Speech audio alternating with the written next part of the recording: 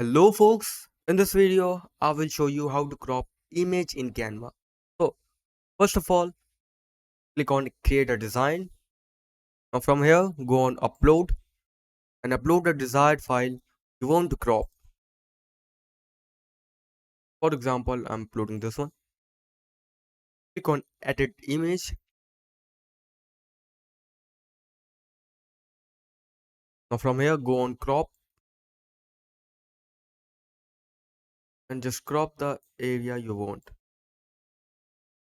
Click on done and click on save right over here on top right.